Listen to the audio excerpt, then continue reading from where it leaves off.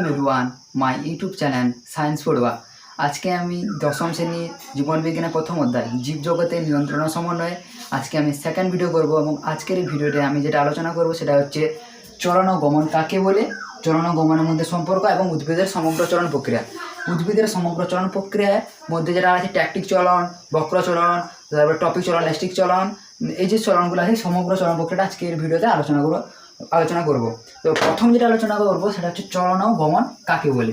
চলন ও গমন কাকে বলে আজকে এটা আলোচনা করব। চলনটা কি না, চলন হচ্ছে নির্দিষ্ট জায়গায় স্থির থেকে, আমি লিখে দিচ্ছি প্রথম, তারপরে তোমরা এটা লিখে নেবে, তারপরে আমরা বুঝে দিচ্ছি। নির্দিষ্ট জায়গায় স্থির থেকে অর্থাৎ একটা জায়গায় স্থির থেকে, নির্দিষ্ট জায়গায় স্থির থেকে, একটা জায়গায় স্থির থেকে নির্দিষ্ট জায়গায় স্থির থেকে উদ্দীপকের প্রভাবে বা স্বতঃস্ফূর্তভাবে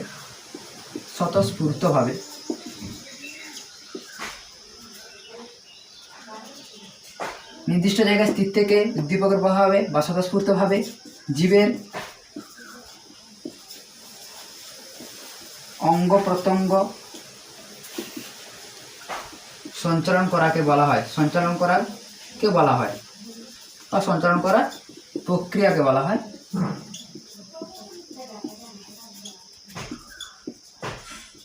হয় চলন। চলন বাইকে ইংলিশে বলা হয় মুভমেন্ট, মুভমেন্ট। তো চলন কাকে বলে না, নির্দিষ্ট জায়গায় স্থির থেকে উদ্দীপকের প্রভাবে, উদ্দীপকটা কি না সেটা আমি এর আগের ভিডিওতে আলোচনা করেছিলাম, যার প্রভাবে কাজটা হয়। তোমরা যদি আগের ভিডিও না দেখে থাকো দেখে নেবে, উদ্দীপক সংবেদনশীলতা এই জিনিসটা বেশ ভালোভাবে বুঝতে হয়ে যাবে। তো নির্দিষ্ট জায়গায় স্থির থেকে উদ্দীপকের প্রভাবে বা স্বতঃস্ফূর্তভাবে, মানে চলন হোক বা গমন হোক, সেটা সবসময় উদ্দীপকের প্রভাবেই হয়ে থাকে বা স্বতঃস্ফূর্তভাবে হয়ে থাকে। তো নির্দিষ্ট জায়গায় স্থির থেকে উদ্দীপকের প্রভাবে বা স্বতঃস্ফূর্তভাবে জীবের অঙ্গ প্রত্যঙ্গ সঞ্চালন করার প্রক্রিয়াকে বলা হয় চলন। মানে একটা জায়গায় স্থির থেকে জীব মানে উদ্ভিদ বা প্রাণী একটা জায়গায় স্থির থেকে যখন তাদের অঙ্গ প্রত্যঙ্গগুলি সঞ্চালন করে, সেই সঞ্চালন করার প্রক্রিয়াটাকে বলা হচ্ছে চলন বা মুভমেন্ট। আর গমনটা হচ্ছে উদ্দীপকের প্রভাবে বা বলতে পারি বা উদ্দীপকের প্রভাবে বা স্বেচ্ছায়, ঠিক আছে, উদ্দীপকের প্রভাবে বা স্বেচ্ছায় প্রাণীর মানে জীবের বিশেষত কিন্তু প্রাণী, কারণ গমনটা বিশেষত প্রাণীর ক্ষেত্রে দেখা যায়, কিছু কিছু ব্যতিক্রম উদ্ভিদের ক্ষেত্রে দেখা যায়, ঠিক আছে। তাই এটা উদ্দীপকের প্রভাবে বা স্বেচ্ছায় জীবের অঙ্গ প্রত্যঙ্গ সঞ্চালন করার মাধ্যমে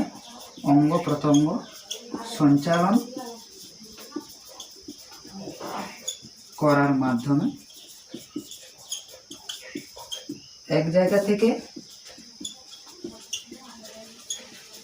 অন্য জায়গায় বা স্থানান্তরণকে, মানে এক জায়গা থেকে অন্য জায়গায় বা স্থানান্তরণকে গমন বলে।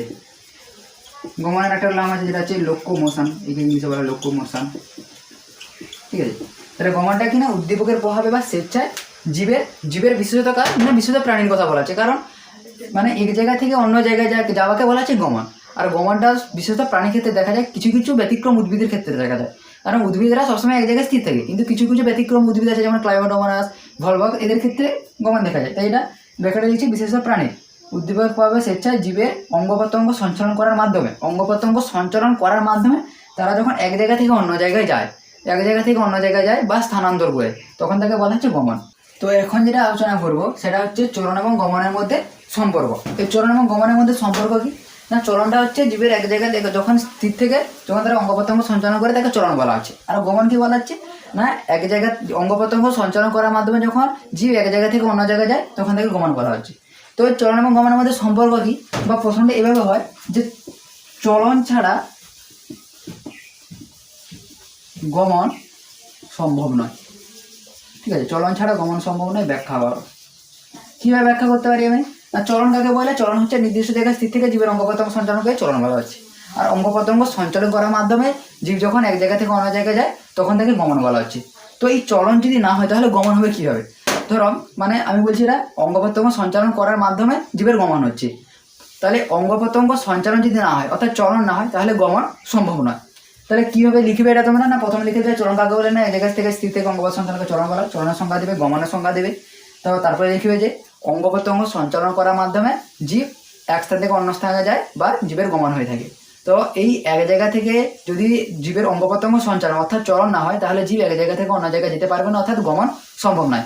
তাই চলন ছাড়া গমন সম্ভব নয়। ঠিক আছে, এটা আশা করি তোমরা বুঝতে পেরেছো। এখন যেটা আলোচনা করবো সেটা হচ্ছে উদ্ভিদ চলন বা প্ল্যান্ট মুভমেন্ট। উদ্ভিদ চলনটা কি না, উদ্ভিদরা যে এক জায়গায় দাঁড়িয়ে থেকে তাদের যে অঙ্গ প্রত্যঙ্গ সঞ্চালন করা হয় সেটাকে উদ্ভিদ চলন বলা হচ্ছে। এই উদ্ভিদ চলনটা এই উদ্ভিদ চলনকে প্রধানত দুভাগে ভাগ করা হয় কি না, প্রথম হচ্ছে ট্যাকটিক চলন বা ট্যাকটিক মুভমেন্ট। ট্যাকটিক চলন বা একে বলা হয় আবিষ্ট সামগ্রিক চলন। ঠিক আছে, আবিষ্ট সামগ্রিক চলন। ট্যাকটিক চলনটা কি না, ট্যাকটিক চলনটা হচ্ছে এখানে লিখে দিচ্ছি জিনিসটা গতিপথ প্লাস তীব্রতা, অর্থাৎ কি না বাহ্যিক উদ্দীপকের, ট্যাকটিক চলন কাকে বলে না, বাহ্যিক উদ্দীপকের উৎসে গতিপথ ও তীব্রতা দ্বারা নিয়ন্ত্রিত উদ্ভিদবঙ্গের সমগ্র দেহে বা দেহাংশে বা কোষে এক স্থান থেকে অন্য স্থানে স্থানান্তরিত হওয়াকে বলা হয় ট্যাকটিক চলন বা আবিষ্ট সামগ্রিক চলন। বাহ্যিক উদ্দীপকের আমি যেটা বলছি সেটা তোমরা লিখে নাও শুনে। বাহ্যিক উদ্দীপকের উৎসের গতিপথ ও তীব্রতা দ্বারা নিয়ন্ত্রিত উদ্ভিদের সমগ্র দেহের বা দেহাংশের বা কোষে এক স্থান থেকে অন্য স্থানে স্থানান্তরিত হওয়াকে বলা হয় ট্যাকটিক চলন বা আবিষ্ট সামগ্রিক চলন। এটাকে দুবার আরেকটা রয়েছে বক্রচলন। বক্রচলনটা কি, তাহলে ট্যাকটিক চলনটা এটাই। বক্রচলনটা কি না, বক্রচলন হচ্ছে বাহ্যিক উদ্দীপকের প্রভাবে বা স্বতঃস্ফূর্তভাবে রসস্ফীতিজনিত কারণে বা বৃদ্ধিজনিত কারণে, বৃদ্ধি প্লাস রসস্ফীতি জনিত কারণে উদ্ভিদঙ্গ চলন যখন নানাভাবে বাঁক সৃষ্টি করে সম্পন্ন হয় তখন থেকে বলা হয় বক্রচলন। বক্রচলনটা কাকে বলছে আরেকবার ভালো করে শোনো। উদ্দীপকের প্রভাবে বা স্বতঃস্ফূর্তভাবে বৃদ্ধিজনিত বা রসস্ফীতিজনিত কারণে উদ্ভিদঙ্গ চলন যখন নানাভাবে বাঁক সৃষ্টি করে সম্পন্ন হয়, চলনটা যখন নানাভাবে বাঁক সৃষ্টি করে সম্পন্ন হয় তখন থেকে বক্রচলন বলা হচ্ছে। বক্র মানে বাঁক, চলনটা যখন বাঁক সৃষ্টি করে সম্পন্ন হয় তখন থেকে বলা হয় বক্রচলন। ঠিক আছে, তাহলে এবং উদ্দীপকের প্রভাবে সম্পূর্ণ বক্রচলনকে যদি সম্পূর্ণ হয় এই সম্পূর্ণ বক্রচলনকে বলা হয় আবিষ্ট বক্রচলন। এই আবিষ্ট বক্রচলনকে দুটি ভাগে ভাগ করা হয়, একটা হচ্ছে ট্রপিক চলন আর এটা হচ্ছে ন্যাস্টিক চলন। এগুলো খুব ইম্পর্টেন্ট, ট্রপিক চলন, ন্যাস্টিক চলন বা ন্যাস্টিক চলন। বক্রচলনটা কি না, বাহ্যিক উদ্দীপকের প্রভাবে বা স্বতঃস্ফূর্তভাবে বৃদ্ধিজনিত বা রসস্ফীতিজনিত কারণে উদ্ভিদঙ্গের চলন যখন নানাভাবে বাঁক সৃষ্টি করে সম্পন্ন হয় তখন তাকে বক্রচলন বলা হচ্ছে। আর এই বক্রচলন যখন সম্পূর্ণ হয়ে যায় সেই সম্পূর্ণ বক্রচলনকে বলা হয় আবিষ্ট বক্রচলন। এবং এই আবিষ্ট বক্রচলনের দুটি ভাগ রয়েছে, একটা ট্রপিক চলন, একটা ন্যাস্টিক চলন। ট্রপিক চলনটা বা ন্যাস্টিক চলনটা কি, ট্রপিক চলন হচ্ছে বাহ্যিক উদ্দীপকের উৎসের গতিপথ দ্বারা নিয়ন্ত্রিত উদ্ভিদঙ্গের আবিষ্ট বক্রচলনকে বলা হয় ট্রপিক চলন। বাহ্যিক উদ্দীপকের উৎসের গতিপথ দ্বারা নিয়ন্ত্রিত উদ্ভিদঙ্গের আবিষ্ট বক্রচলনকে বলা হয় ট্রপিক চলন। আর ন্যাস্টিক চলনটা কি না, এটা হচ্ছে তীব্রতা দ্বারা নিয়ন্ত্রিত, বাহ্যিক উদ্দীপকের তীব্রতা দ্বারা নিয়ন্ত্রিত। এটা গতিপথ দ্বারা নিয়ন্ত্রিত, এটা তীব্রতা দ্বারা নিয়ন্ত্রিত। বাহ্যিক উদ্দীপকের সে একই কথাই লিখবো, এখানে আমি কি লিখছি না, এখানে কি বলছি না, বাহ্যিক উদ্দীপকের গতিপথ দ্বারা নিয়ন্ত্রিত উদ্ভিদঙ্গের আবিষ্ট বক্রচলনকে বলা হচ্ছে ট্রপিক চলন।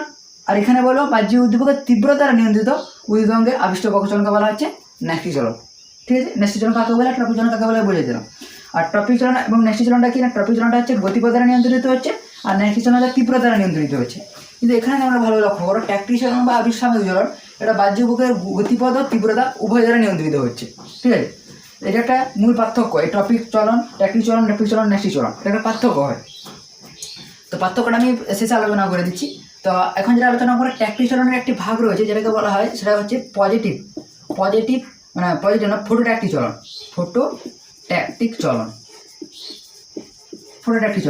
ফটো কথার অর্থ কি না, ফটো কথার হচ্ছে যে আলো। তো এই ফটোট্যাকটিক চলনটা কাকে বলে না, আলো উদ্দীপকের প্রভাবে উদ্ভিদের আবিষ্ট সামগ্রিক চলনকে বলা হচ্ছে ফটোট্যাকটিক চলন। এটুকু লিখলে হবে যে আলো উদ্দীপকের প্রভাবে উদ্ভিদের আবিষ্ট সামগ্রিক চলনকে বলা হচ্ছে ফটোট্যাকটিক চলন। ঠিক আছে, আর এই ফটোট্যাকটিক চলন আবার দুভাবে হয়। কীভাবে হতে পারে? একটা হচ্ছে পজিটিভ ফটোরিঅ্যাক্টিভ, একটা পজিটিভ আর একটা নেগেটিভ। পজিটিভ ফটোরিঅ্যাক্টিভ আর নেগেটিভ ফটোরিঅ্যাক্টিভ।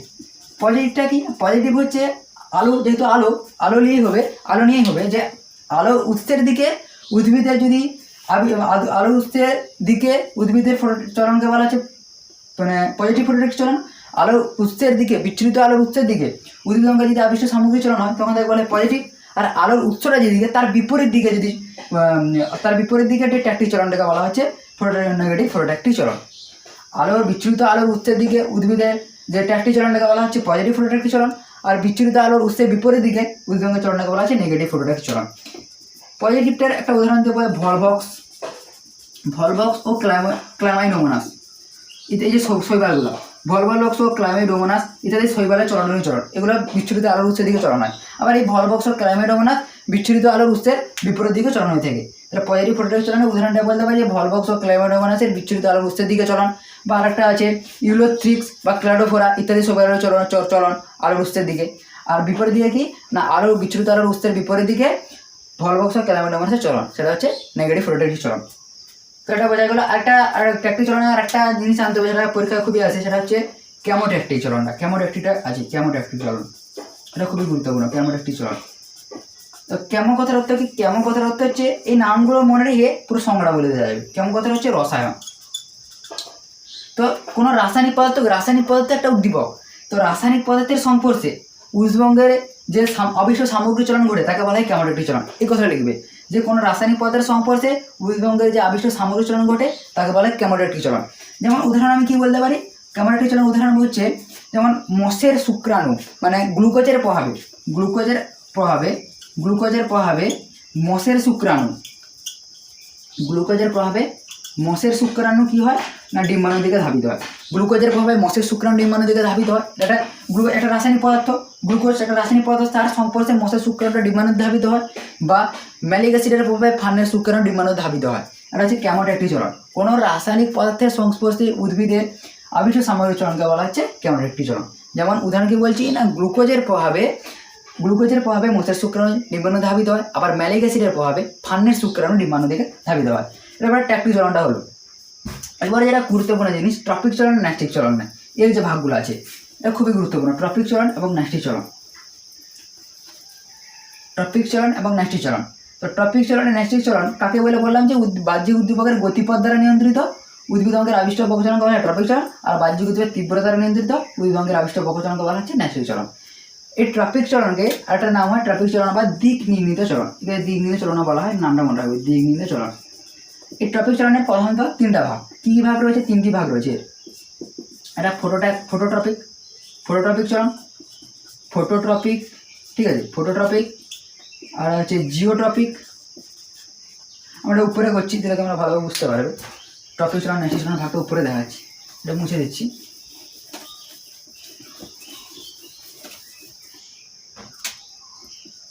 ট্রপিক চলন আলোচনা করি। ট্রপিক চলনটাকে কত ভাগে ভাগ করেছেন? ট্রপিক চলনের প্রধানত হচ্ছে তিনটি ভাগ, ঠিক আছে, এই তিনটি ভাগ। এটা হচ্ছে ফটোট্রপিক, আর হচ্ছে জিওট্রপিক,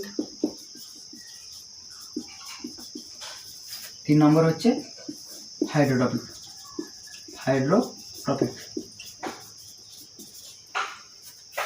তো ট্রপিক চলনের তিনটা ভাগ করা আছে, ফটোট্রপিক চলন, জিওট্রপিক চলন, হাইড্রোট্রপিক চলন। এই ফটোট্রপিক চলন কাকে বলে না, আমি ট্রপিক চলনের সংজ্ঞাটা যদি আমি লিখি, ট্রপিক চলনের আমি সংজ্ঞাটা প্রথমে লিখছি, তাহলে তোমরা ফটোট্রপিক, জিওট্রপিক, হাইড্রোট্রপিকটা খুব ভালোভাবে বুঝতে পারো। ট্রপিক চলনটা কী বলছি না, বাহ্যিক উদ্দীপকের গতিপথ দ্বারা নিয়ন্ত্রিত, তার বাহ্যিক উদ্দীপকের যে গতিপথ, সেই গতিপথ দ্বারা নিয়ন্ত্রিত, বাহ্যিক উদ্দীপকের গতিপথ দ্বারা নিয়ন্ত্রিত উদ্ভিদের উদ্ভিদের আবিষ্ট বক্রচলনকে ট্রপিক চলন বলি।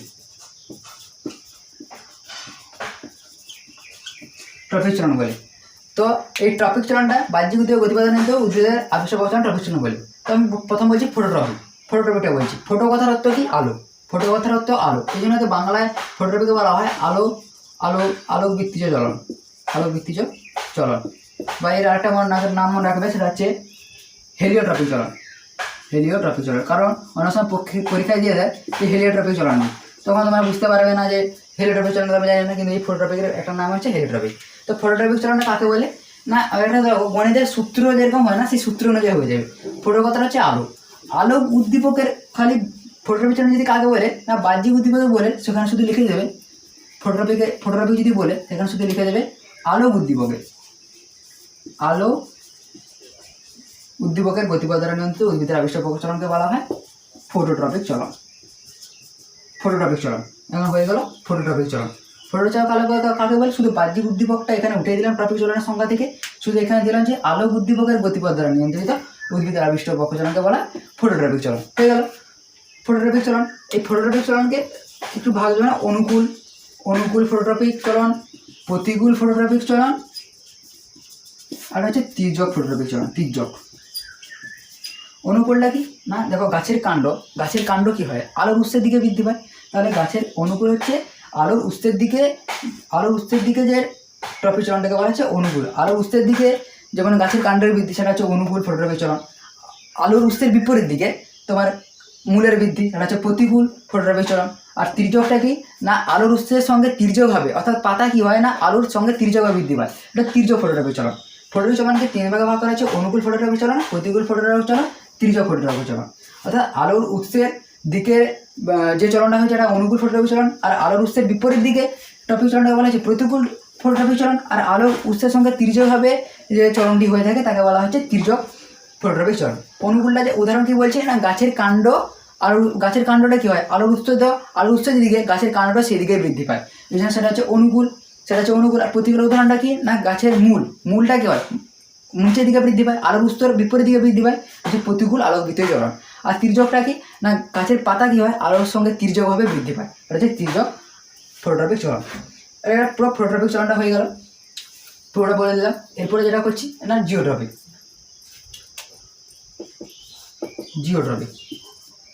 ঠিক আছে, জিওট্রপিককে বাংলায় বলা হয় জিওট্রপিক মানে অভিকর্ষ বৃত্তীয় চলন।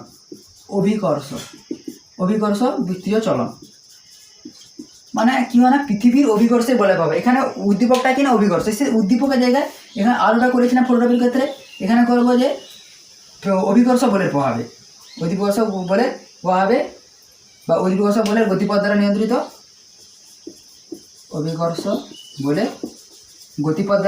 উদ্ভিদের আবিষ্ট প্রচলনকে বলা হচ্ছে জিওট্রপিক চলন। অভিকর্ষ বলের গতিপথ দ্বারা নিয়ন্ত্রিত উদ্ভিদের আবিষ্ট প্রচলনকে জিওট্রপিক চলন বলা হয়। তো জিওট্রপিকটা কি খালি অভিকর্ষ বলের প্রভাবে এটা হয়ে থাকে, জিওট্রপিক বাংলা বলে অভিকর্ষ বৃত্তীয় চলন।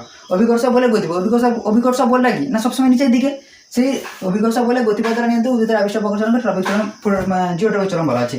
এরও ভাগটা সেই এরকম একই, অনুকূল জিওট্রপিক চলন, প্রতিকূল জিওট্রপিক চলন, সেই কি জিনিস প্রতিকূল জিওট্রপিক চলন, তির্যক জিওট্রপিক চলন। অনুকূলটা কি না, অনুকূলটা সে বলতে পারি যে পৃথিবীর অভিকর্ষ বলের দিকে তোমার কি গাছের মূলটা বৃদ্ধি পায়, সেটা তাহলে অনুকূল, কারণ অভিকর্ষ বলটা নিচের দিকে আর গাছের মূলটাও নিচের দিকে বৃদ্ধি পায়, তাহলে সেটা গাছের মূলেরটা কী হয় মাটির নিচে বৃদ্ধি পায়, মাটির নিচের দিকে বৃদ্ধি পায়, সেটা হচ্ছে অনুকূল। পৃথিবীর অভিকর্ষ বলটাও নিচের দিকে আর গাছের মূলটা সেই নিচের দিকে বৃদ্ধি পায়, সেটা অনুকূল। আর প্রতিকূলটা কি না, গাছের কাণ্ডটা কী হয় অভিকর্ষ বলের বিপরীত দিক, অভিকর্ষ বল নিচের দিকে গাছের কাণ্ডের উপর দিকে বৃদ্ধি পায়, সেটা প্রতিকূল অভিকর্ষ বৃত্তীয় চলন বা জিওট্রপিক চলন। আর তির্যকটা কি না, গাছের কাণ্ডের যে শাখা মূলগুলো সেগুলো কী হয় না, সেগুলো তির্যক হবে, মানে অভিকর্ষ বলের সময় তির্যকভাবে বৃদ্ধি পায়, এই জন্য সেটা হচ্ছে তির্যক অভিকর্ষ বৃত্তীয় চলন। তাহলে বোঝা গেল জিওট্রপিকটা কি না, জিওট্রপিক হচ্ছে বাংলায় বলা হয় অভিকর্ষ বৃত্তীয় চলন। সে ওইখানে কী লিখবো মানে উদ্দীপকের বদলে লিখবো যে অভিকর্ষ বলে গতিপথ দ্বারা নিয়ন্ত্রিত উদ্ভিদের আবিষ্ট প্রচলনকে বলা হয় জিওট্রপিক চলন। অনুকূলটা হচ্ছে তোমার অনুকূল বলতে যে অভিকর্ষ বলটা যেদিকে সেদিকে অনুকূল, অর্থাৎ সেদিকে গাছের মূলের বৃদ্ধি বা সেটা অনুকূল জিওট্রপিক চলন। প্রতিকূলটা আলোর উৎসের বিপরীত দিকে গাছের কাণ্ডের বৃদ্ধি, প্রতিকূল। তির্যক আলোর উৎসের সঙ্গে তির্যকভাবে শাখা মূলের বৃদ্ধি, এটা তির্যক। যেটা হলো এবার হচ্ছে হাইড্রোট্রপিক।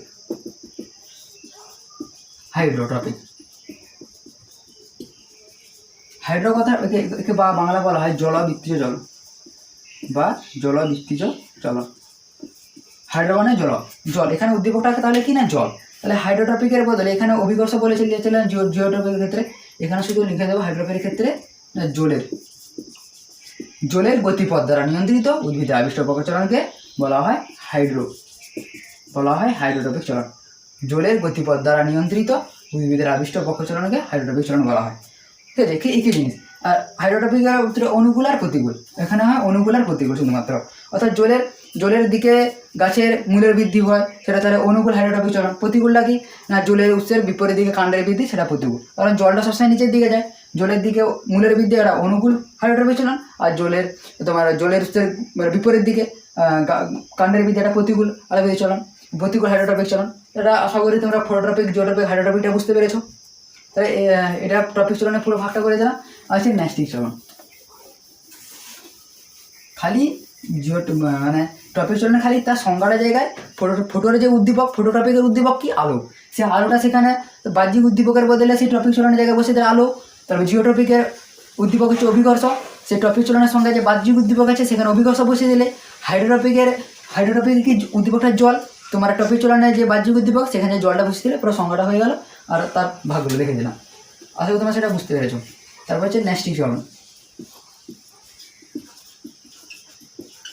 ন্যাস্টিক চলন ঠিক সেই রকম, ন্যাস্টিক চলন যে সংজ্ঞাটা লেখা, ন্যাস্টিক চলনকে প্রথমে কবে ভাগ করে দিই। ন্যাস্টিক চলনকে ভাগ করা হচ্ছে প্রধানত যে ফটোন্যাস্টিক চলন, ঠিক আছে, ফটোন্যাস্টিক চলন। তারপর হচ্ছে থার্মোন্যাস্টিক চলন, ফটোন্যাস্টিক চলন, থার্মোন্যাস্টিক চলন। আর হচ্ছে কেমোন্যাস্টিক চলন, আর হচ্ছে সিসমোন্যাস্টিক চলন। আর এই ফটো প্লাস থার্মো একটা চলন হয়, সেটা হচ্ছে নিকটিন্যাস্টিক চলন, সেটা একটু আলোচনা করা হবে। নিকটিন্যাস্টিক চলন, ব্যাস এগুলো। ন্যাস্টিক চলনে কাকে বলে, ন্যাস্টিক চলনের সংজ্ঞাটা লিখি এখানে। ন্যাস্টিক চলন কাকে বলে তার সংজ্ঞাটা প্রথমে লিখি। ন্যাস্টিক চলনের সংজ্ঞাটা, ন্যাস্টিক চলন হচ্ছে বাহ্যিক উদ্দীপকের তীব্রতা দ্বারা নিয়ন্ত্রিত, বাহ্যিক উদ্দীপকের তীব্রতা দ্বারা নিয়ন্ত্রিত, বাহ্যিক উদ্দীপকের তীব্রতা। এখানে কি, এখানে বাহ্যিক উদ্দীপকের তীব্রতা দ্বারা নিয়ন্ত্রিত উদ্ভিদের রসস্ফীতিজনিত আবিষ্ট বক্রচলনকে ন্যাস্টিক চলন বলে। ঠিক আছে, বাহ্যিক উদ্দীপকের তীব্রতা দ্বারা নিয়ন্ত্রিত উদ্ভিদের রসস্ফীতিজনিত আবিষ্ট বক্রচলনকে ন্যাস্টিক চলন বলে। এটা তীব্র দ্বারা নিয়ন্ত্রিত হয়। তো এখানে যেটা ভাগ করছি, প্রথম হচ্ছে ফটোন্যাস্টিক চলন। ফটো কথার অর্থ আলো। এখানে কি হবে, এখানে তীব্রতা, অর্থাৎ আলোক উদ্দীপকের তীব্রতা দ্বারা নিয়ন্ত্রিত উদ্ভিদের রসস্ফীতিজনিত আবিষ্ট বক্রচলনকে ফটোন্যাস্টিক চলন বলা হয়। এখানে কি, যদি ফটোন্যাস্টিক চলনের সংজ্ঞা দেই, ফটোন্যাস্টিক ফটো কথা আলো, এখানে উদ্দীপক হবে আলো, এখানে বাহ্যিক উদ্দীপকের জায়গা শুধু লিখে দেবো আলো, উদ্দীপকের জায়গা লিখবো আলোর তীব্রতা দ্বারা নিয়ন্ত্রিত উদ্ভিদের রসস্ফীতিজনিত আবিষ্ট বক্রচলনকে বলা হচ্ছে ফটোন্যাস্টিক চলন। যেমন আলোর তীব্রতা বলতে এখানে উদাহরণ দেবে তোমরা, উদাহরণটা লিখে নাও, খুবই ইম্পর্টেন্ট। যেমন পদ্ম ফুল বা সূর্যমুখী ফুল, এগুলো কি হয়, এগুলো দিনের বেলায় ফোটে। পদ্ম ফুল, সূর্যমুখী ফুল দিনের বেলায় ফোটে, আর দিনের বেলা আলোর প্রভাবে এটা ফোটে। আবার রাত্রের বেলা কম আলোতে এটা বুঝে যায়। আবার অনেক ফুল, বেল ফুল, হাসমোহানা, এগুলো কি হয় রাত্রের বেলা ফোটে, আবার দিনের বেলা আলোতে এগুলো বুঝে যায়। এটা হচ্ছে ফটোন্যাস্টিক, অর্থাৎ আলোর তীব্রতা দ্বারা নিয়ন্ত্রিত হচ্ছে। যেমন পদ্ম ফুল কি হচ্ছে না, দিনের বেলায় আলোতে ফুটে যাচ্ছে, আবার রাত্রের বেলা কম আলোতে ফুটে যাচ্ছে, সে আলোর তীব্রতার হ্রাস বৃদ্ধি হচ্ছে এখানে। আবার হাসমোহানা, বেল ফুল কি রাত্রের বেলাতে কম আলোতে ফুটে, কিন্তু দিনের বেলায় আলোর প্রভাবে এটা বন্ধ হয়ে যায়। এটা হচ্ছে ফটোন্যাস্টিক চলন। এরপরে কি থার্মোন্যাস্টিক, এখানে থার্মোনা লিখে নিই। থার্মোন্যাস্টিক চলন, থার্মো কথার অর্থ হচ্ছে উষ্ণতা, এটা মনে হবে। এটা এখানে উদ্দীপকটা কি হবে, এখানে তাহলে উদ্দীপক হবে উষ্ণতা, কি না, উষ্ণতার তীব্রতা দ্বারা নিয়ন্ত্রিত উদ্ভিদের রসস্ফীতিজনিত আবিষ্ট বক্রচলনকে বলা হয় থার্মোন্যাস্টিক চলন। হয়ে গেল যে উষ্ণতার তীব্রতা দ্বারা নিয়ন্ত্রিত উদ্ভিদের রসস্ফীতিজনিত আবিষ্ট বক্রচলনকে বলা হয় থার্মোন্যাস্টিক চলন।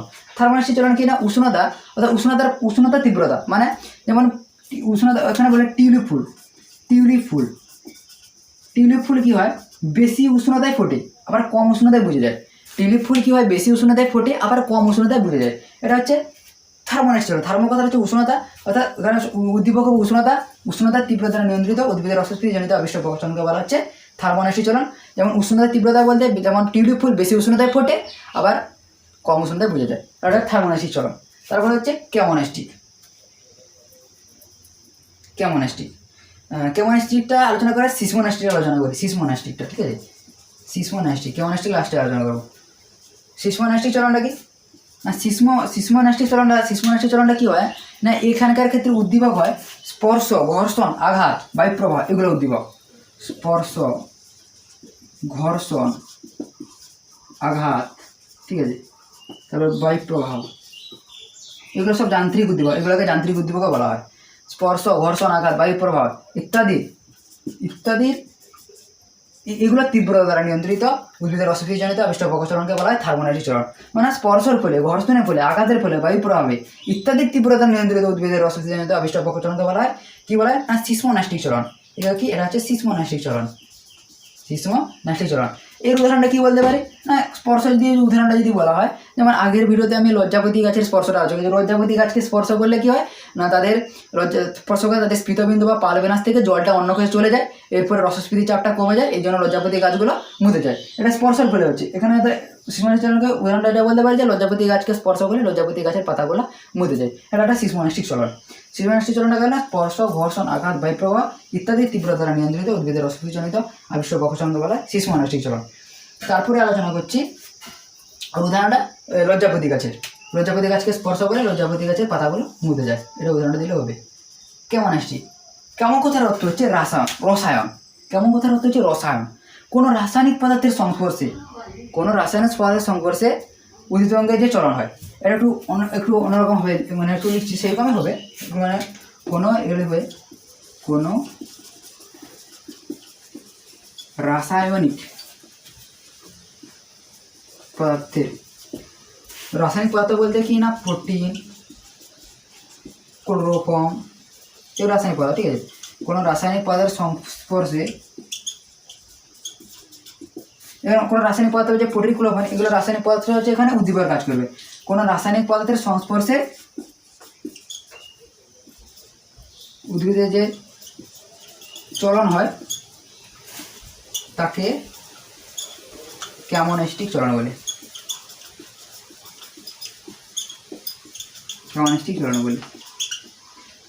কোনো রাসায়নিক পদার্থের সংস্পর্শে উদ্ভিদের চলন হয় তাকে কেমোনাস্টিক চলন বলে। এটা উদাহরণটা দিলে বুঝতে পারবে কেমোনাস্টিক চলনের উদাহরণটা।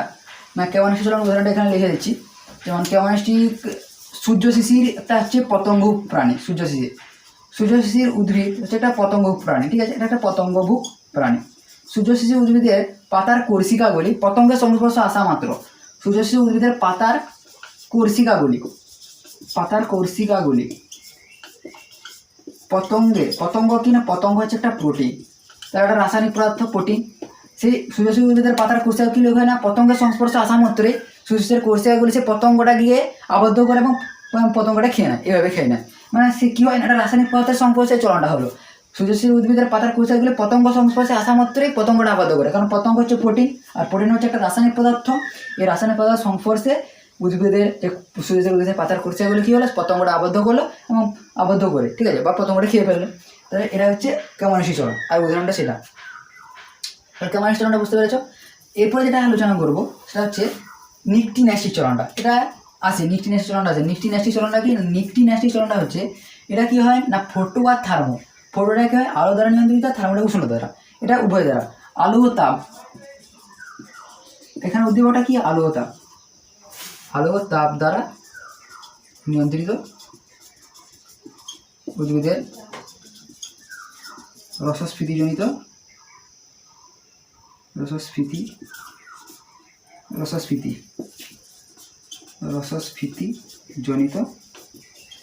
আবিষ্ট প্রকোষ্ঠনকে, হাজিরা ফোটা একটু বুঝিয়ে নেবে, আবিষ্ট প্রকোষ্ঠনকে নিকটিনাস্টিক চলন বলে। ঠিক আছে, যে আলো ও তাপ দ্বারা নিয়ন্ত্রিত উদ্ভিদের রসস্ফীতিজনিত আবিষ্ট প্রকোষ্ঠনকে নিকটিনাস্টিক চলন বলে। এটা আলো ও তাপ দ্বারা নিয়ন্ত্রিত হয়। যেমন একটা উদাহরণটা কি না যেমন তেঁতুল গাছের পাতা দিনের বেলায় আলো বা তাপের প্রভাবে খুলে যায়, আবার রাতের বেলাতে এটার দিনের বেলায় আলো তাপের প্রভাবে খুলে আবার রাতের বেলা বুঝে যায়। ঠিক আছে, এটা হচ্ছে ন্যাস্টিক চলন। তাহলে আজকে আমি তোমাদের পুরো যে চলনটা, ট্রপিক চলন, ট্রপিক চলন, তারপর ন্যাস্টিক চলনটা যে পুরোটা আলোচনা করে দিলাম।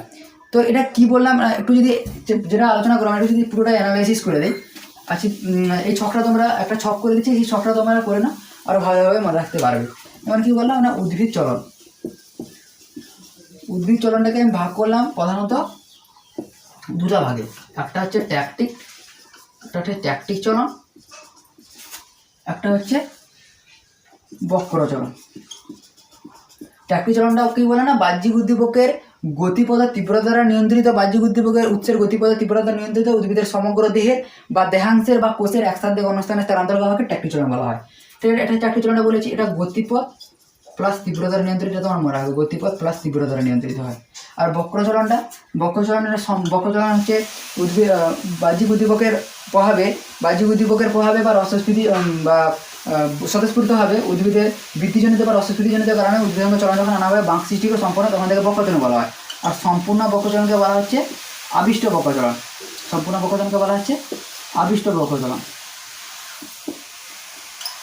আর আবিষ্ট বক্র চলনের দুটো ভাগ, এটা হচ্ছে টপিক আর হচ্ছে ন্যাস্টিক। এইভাবে জিনিসটা হলো, টপিকটা গতিপথ দ্বারা নিয়ন্ত্রিত বাহ্যিক উদ্দীপক হয়, আর ন্যাস্টিকটা তোমার কী হয় না তীব্রতা নিয়ন্ত্রিত, বাহ্যিক উদ্দীপক তীব্রতা নিয়ন্ত্রিত।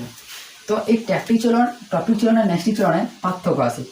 ট্যাকটিক আর টপিক আর ন্যাস্টিকের পার্থক্য তাহলে আমি বলতে পারি না, ট্যাকটিক চলনের টপিক চলন ন্যাস্টিক চলনের পার্থক্য হয়।